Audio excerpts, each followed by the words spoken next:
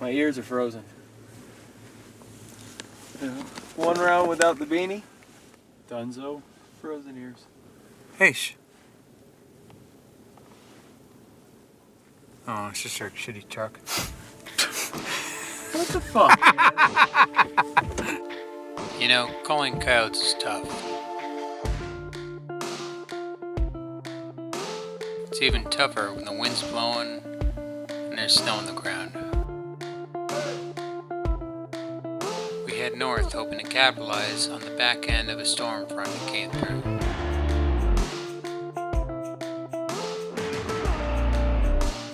Only to be met with stiff winds and bitter cold temperatures.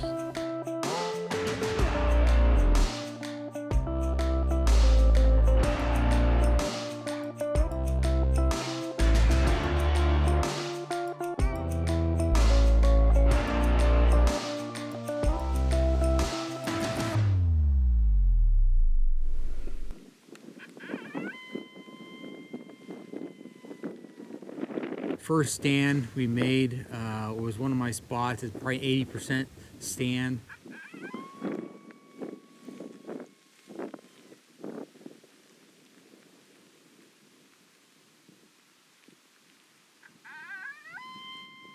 About 15 minutes in, I'm thinking, all right, well, I guess that 80% is dropping. And just about that time, Charlie said he had a coyote.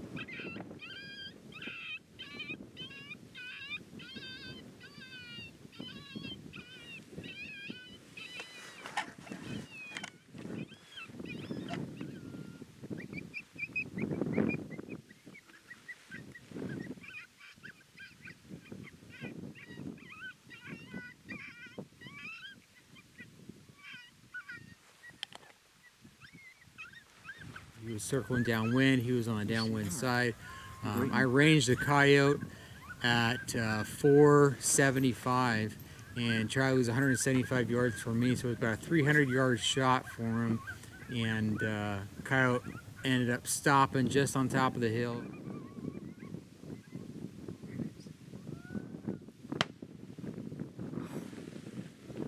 Hell of a shot, dude.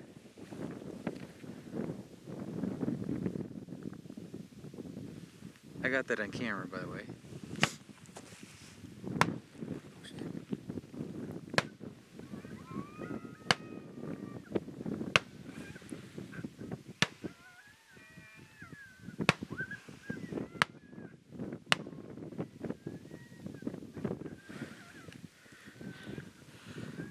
Number 20 is the lucky shot.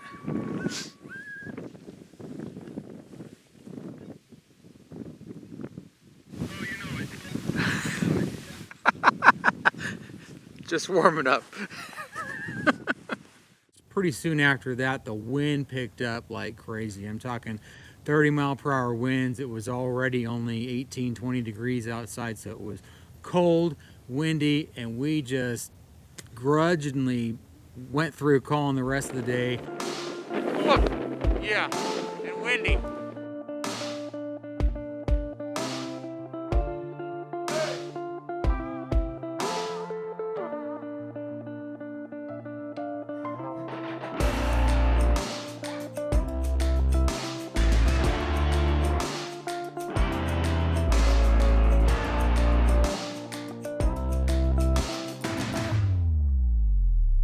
We were honestly contemplating even calling the second day after what we had seen. Decided to give it a go. Run fast and don't stop at the end. You can be anything you want. You can be everything you choose. Do not let it slip away. 'Cause if you never try it, you never know. You can be anything you want. You can be everything you choose. Do not let it slip away. 'Cause if you never try it, you never know. When I was a kid, my dad used to say, don't let anything stand in your way.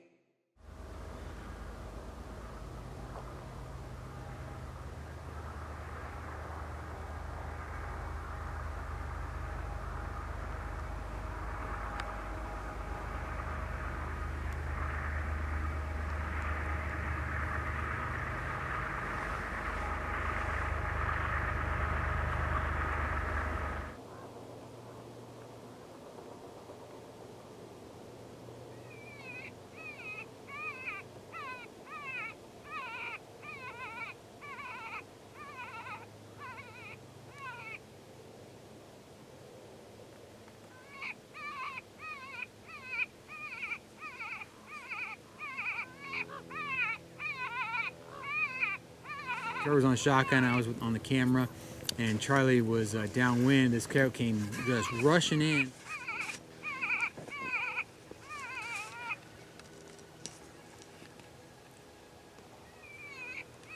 You see him?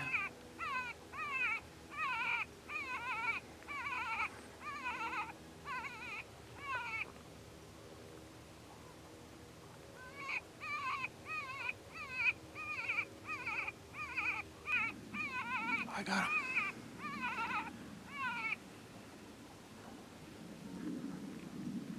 And then right at about 90 to 100 yards decided to start, like something wasn't up.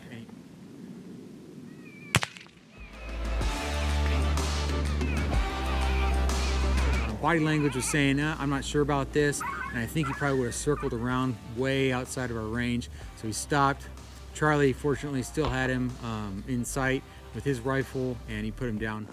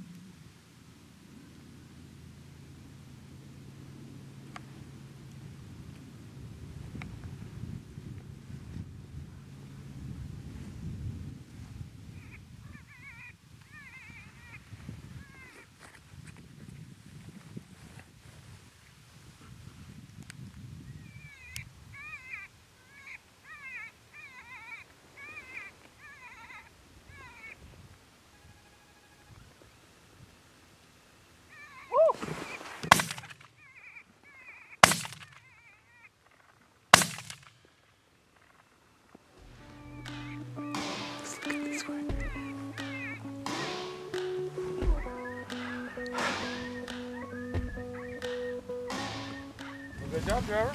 Well, they're dark out here. Yeah. He surprised the shit out of me. How close was he when he ran in front of you? Dude, like, Here's his tracks right here. right there. He's like fucking 10 yards. Yeah. When I saw him, he was like 10 yards from me. Yeah. But he was just full-blown run. Yeah, right here. I was like, oh shit. And then as soon as I moved, he just turned and looked right at me. I was like, oh fuck.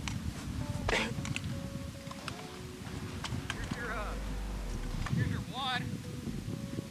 Yeah. I blew my wad on him. Did you hit the collar? I thought like, oh dude, he ran right next to the collar. Yeah. No, I shot after the collar. He looks older. That big old fucking teeth. Look at those things. Mr. McCottontail. Coyote came in from my backside. I had the camera pointed in a perfect spot for him, and I decided to go look with the camera and zoom in on another section, thinking there was a bobcat sitting out there under a bush. And just as I moved the camera, sure enough, this coyote came barreling in.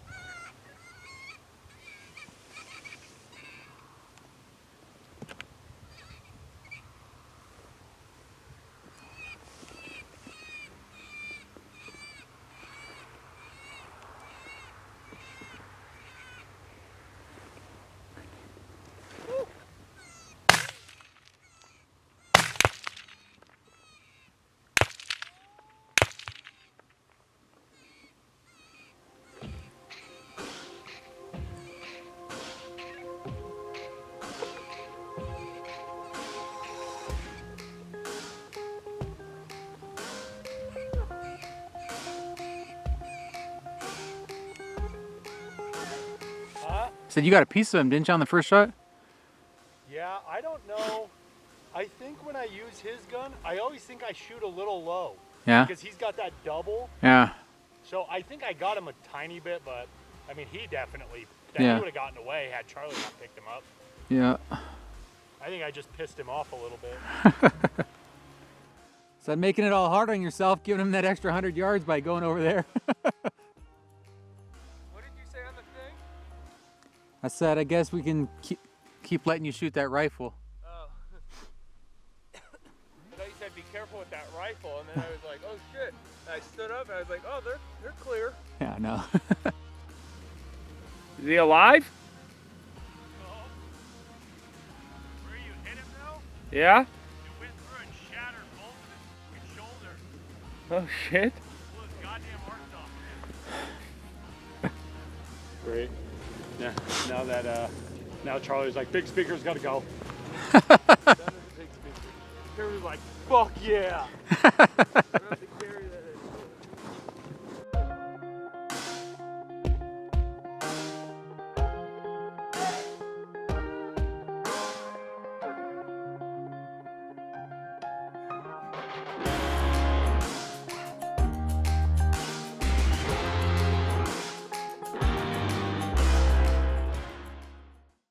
So, got that coyote on the ground. Continued down the road to a spot none of us have ever called before, and thought it looked good. From the road, when we got out there, it was kind of really sparse. You know, it was kind of one of those sections where you're like, "There's nothing out here. If there's anything out here, I'd be able to see it." And decided to call anyway. We were calling into some cover, but it was a little ways off, further than we thought maybe coyotes were going to come from. You never know.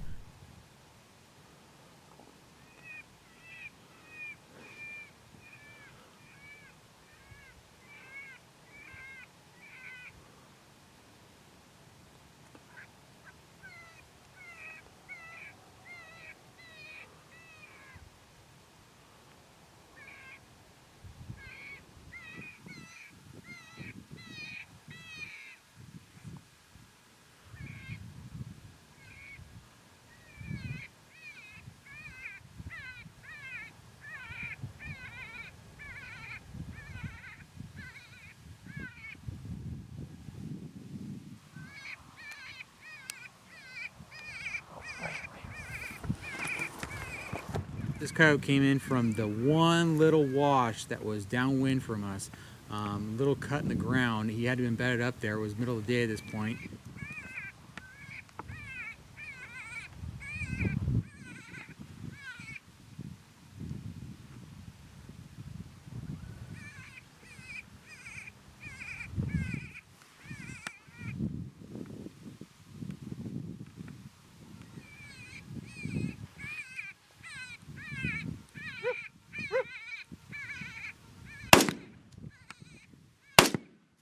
I was downwind about 150 yards, and he walked right in front of me. I could have shot him 11 times while he walked in front of me. I radioed over to them that he was coming in, and we actually got some pretty good footage. Trevor was on the camera at that point in time, and got a great shot of the coyote coming from the left side of Charlie's shoulder, through him and off to the right, where he put him down about 50 yards away. But pretty cool stand, worked out well for us.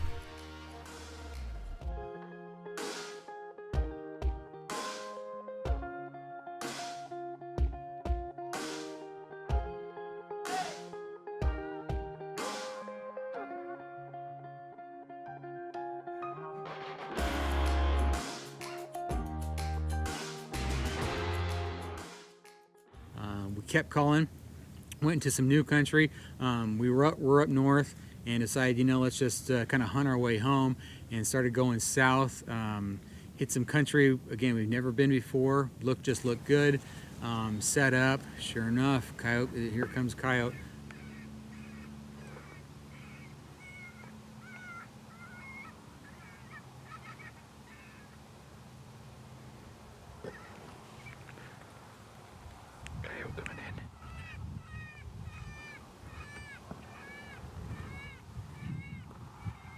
Came in right where we thought it would come from, out of this kind of thick area in these open flats.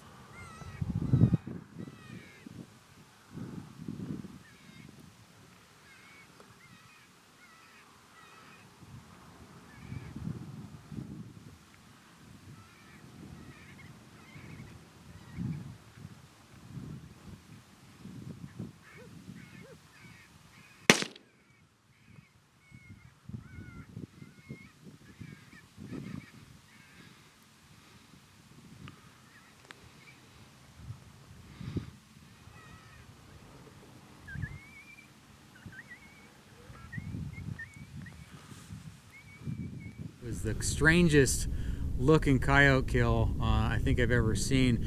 You know, you see him stiff leg up a lot. This one, he stiff legged, sat down, and then just kind of statued up there and didn't move. And it was kind of neat, kind of weird looking. But we had one coyote on the ground, kept calling. Coyote to the left.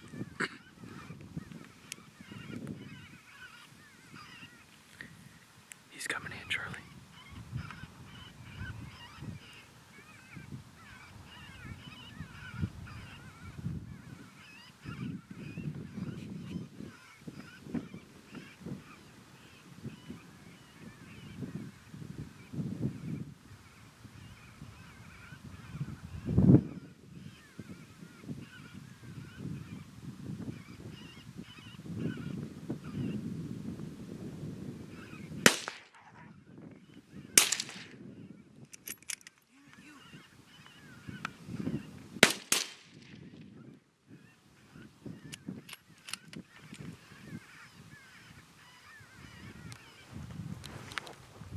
Greedy motherfucker. He not go down? No, he fucking missed me. Who, Charlie? Yeah, he grazed him. Oh yeah, he definitely fur came off that motherfucker. Yeah, he grazed his ass. I had him dead to rights, but I was letting him come in. Oh, he was stopped there for a while. I know, but he's gonna still come in. If not, I was gonna hammer his ass. Oh, I'm sorry. I was like, this guy's gonna shoot any second. I just know it.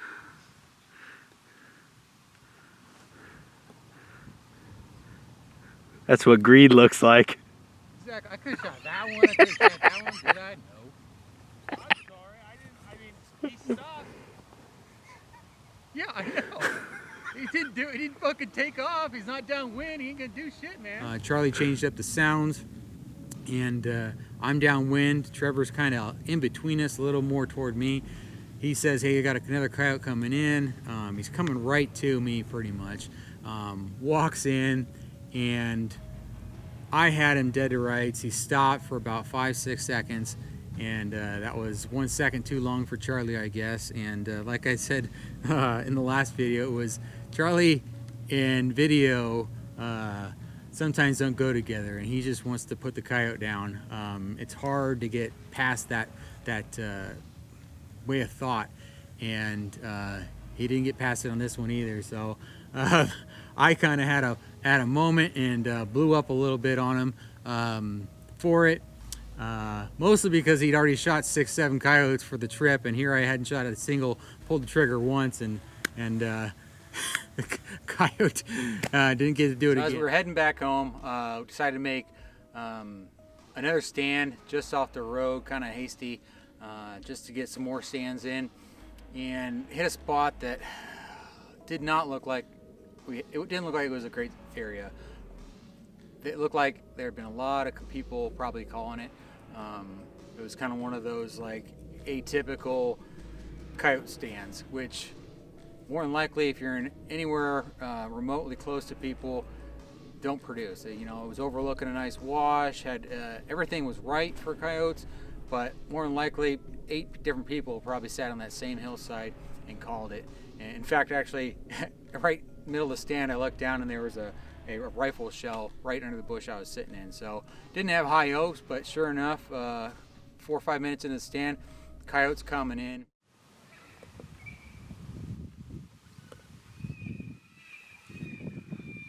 To your left, Charlie.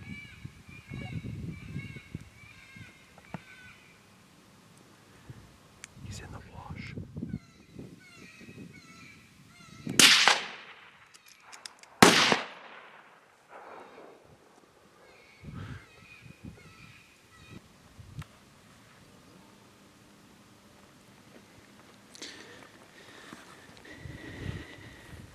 You greedy bastard. So I always set up right. I can always swing quick here and shoot. I can't swing this way. So I set everything up all the way right every single time because I can always move. So. But no, I said, Ross, this one's yours. He's going to come into the wash. Oh. I got off. Then you said, he's coming into the wash. And then I said, yeah, like I saw him pop out. And then I was watching him. And then I watched Ross shoot. And then he started running. I'm like, oh, fuck. And that's when I swung over and shot. Yeah. No, I'm glad you shot it. I screwed up. And it was not going to get yelled at again. After that last stand where I kind of had that little meltdown on Charlie, we were all in the wrong state mentally. So this coyote's coming in. I can't see it. Charlie's saying, hey, this is your coyote. Shoot it. I'm downwind. It's not even, shouldn't even be my shot. Coyote comes in, pops out of the wash. I see it as it pops out of the wash. I spin, turn to get on it. And just as I get on it, he starts moving again. And I should have barked, didn't. And tried shooting it moving, missed it. And Charlie made an awesome follow-up shot and just hammered him right there in the wash. So thankfully he had that, but it was just one of those, like, everybody wasn't thinking right, and probably should have, that coyote probably should have gotten away, but thankfully Charlie had a great shot there. But that was it for the trip. We did make a few more stands right till dark, and didn't produce anything, but it's how it goes. Even despite the fact that we only called the 2 coyotes in that first day and just had terrible weather come in on us, we made up for it the next day and had a great time. So hopefully you guys enjoy what you're watching. Appreciate it. Make sure you're subscribed. Thanks.